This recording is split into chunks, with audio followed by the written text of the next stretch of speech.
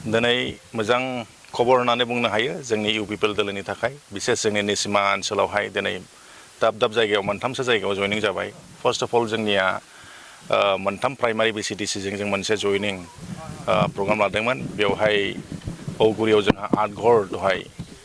मिटिंनि गेजेरजों जयनिं जाबाय गुबुन गुबुन दोलोनिफ्राय बिपिएफ आरो बिजेपिनिफ्राय लोगोसे जोंनिया फाटाबारि फरेस्ट भिलेज होननाय सनापुरबो होनो बे जायगाखौ बेवहायबो सुदेमपारा बेवहायबो 32 घर जन नङा दे 32 घर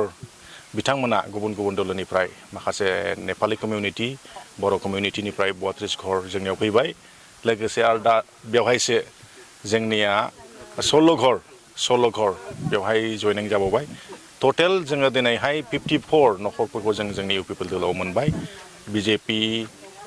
बिपिएफ बे मोननै दोलोनिफ्राय बिथांमोना फैदों बेनि थाखायनो जोङो दिनैनि दिनखौ जोबोद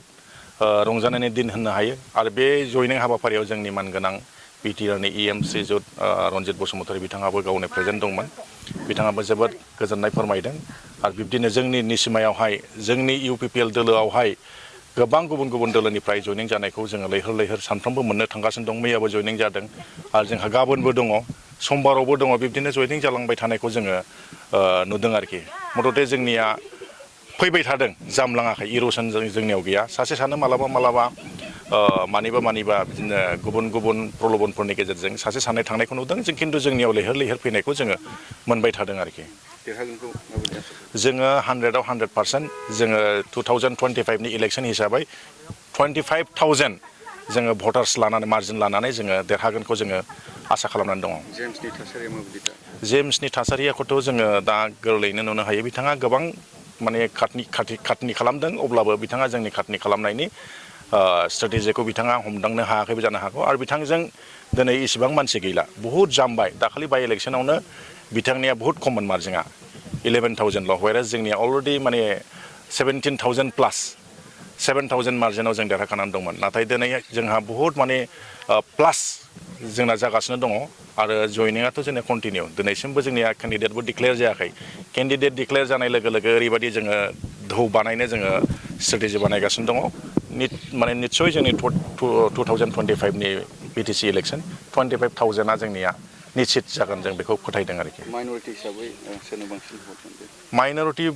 भटार्स हिसाबै जोङो आगोलफोराव जों इसेबां मोनबोआखैमोन इउपिपिएल हिसाबै बिपिएफआव होदोंमोन नाथाय माइनरिटि कमिउनिटिनि बिथांमोना बिसेस इन्टेलेक्सुवेल महलनिफ्राय